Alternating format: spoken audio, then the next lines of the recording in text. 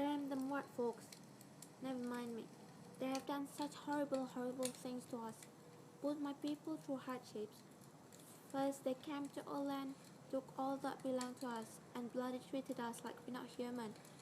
Now they think they could just get away with that. No, no. My family is everything to me. They invaded our home and that wasn't okay. Warra! At least the government promised us that they will take more care of us, of my family. No, not like they keep their promises. All the protection they promised us was all empty lies. What they have done to us was really unacceptable. My family is just one out of hundreds out there that had suffered. Kia, we were treated differently. The truth is, I don't see what it is that made them act the way they do, and why they think they're that Cumberian. Nitric, the hatred is it really purely because of our skin color? We were never allowed to do most of the things the white skin do. We can't drink what they drink. We're not allowed to enter what they claim the area. We couldn't do this, couldn't do that. Hell, they don't even let us marry who we want. If we do something they don't like, we get sent to jail. I guess my daughter was lucky. Millie, my daughter, and her husband got married. Like really married. In a proper church even, with white dress and all. Woola, there was one thing. I remember when I was a little girl, my mother used to tell me that if I want something, I should pray so I would get what I wanted. But it wasn't so. I wanted this good year to leave our home, to leave us alone, and give us back what was ours. Not enough taking from us. We also gotta do what they told us to. Sugaar. That one afternoon, we were relaxing, and the sergeant and the constable came in and told us that we had to leave our home. I asked why. Why do we have to? And then they had no reason. They didn't answer my question. We were under arrest, they said. Kurawurung. What nonsense. We haven't done nothing. You didn't do nothing. There was no way I was going to leave. I had been living there for years. But nothing could be done at that time, other than to listen to what they were saying and follow the orders, or we would get in trouble. I know, that was unfair of them.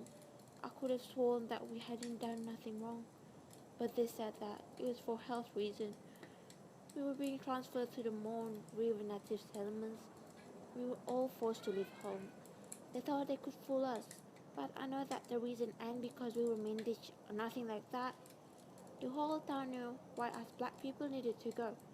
Because we're jealous in that town don't want us there. They didn't want our children to be at the same school as theirs.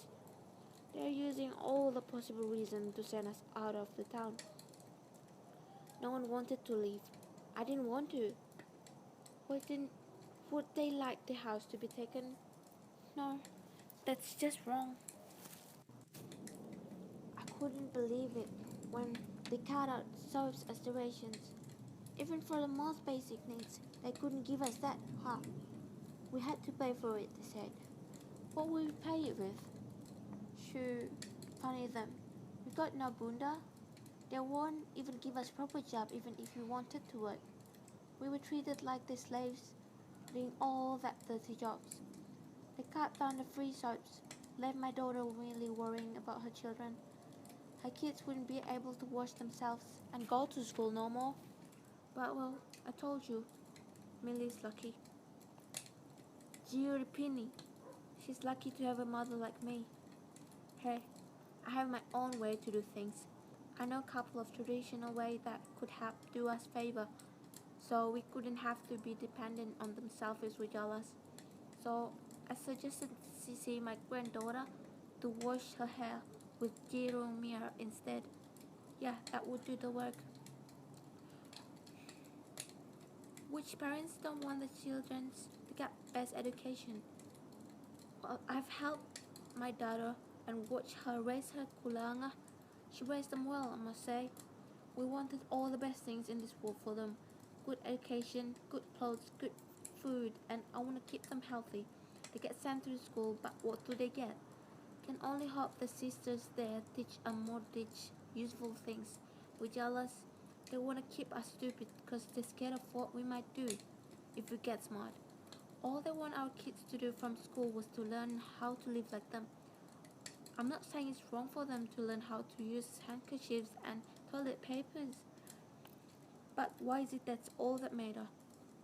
They ain't giving us no protection. What was that time when Sissy got ill? Oh dear Winyan Sissy. We sent her to the hospital and we went to the police station after. We talked to the sergeant about Sissy. She's managed in the hospital with pneumonia and pleurisy. We needed someone brew for Sissy, but that we needed someone brew for Sissy, but the sergeant said that he couldn't give us that. He gave us sugar and tea instead. Oh my. And then we got some bad news. They won't supply us with daich no more, not even zero. Warahmut, what do they expect us to eat? They want us to fill up our hungry tummies with leaves? I said to him, oh sergeant, I can't make bread no more. It's impossible for me to obtain wattle seeds as like I did in the past because the Wajalas cut down all the trees. They don't care for us. They better still give me my numari though. Oh, what would I do without my numari? They just keep taking what's ours. All I have now is just my family. I do everything for them. When my grandson Joe's first child was born, his wife was begging for the baby to not be seen by that cool G. She was afraid that the government would take her baby away from her.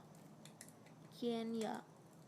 I was the midwife at Joy's birth and gladly helped with his son as well. Everything was going well. She got a baby boy. The little Nyunga, I cut his cord with my own hands and tied it just like his daddy's. There's no way I wouldn't let them take him away too. My son Jimmy was a brave person. My son Jimmy was a brave person. He might look like he always seeks for trouble at times, but all he ever wanted to do was stand up for our people. It just never felt right with them. We didn't have the same right as the Wijalas. How is that fair? At the end of his life, he stood up for us Dumbart. His last words, it was true. We didn't get dragged here because we have no scabbies. Wijalas just don't want us there. They never want us anywhere. Now, every year on the Australian Day, it would only remind me of him. He has passed away, and I couldn't say anything about that. I was proud of him. Back in the days in the Northam, we could do all the things that makes us happy. Jimmy, Millie and I, the kids would go out hunt for kangaroos, wilbura or emus, and I would cook for them on the campfire. Just like here. Just like this. And we would dance around. Oh, them good old days. We still do that sometimes, but it just doesn't feel as nice. Maybe because we're not home.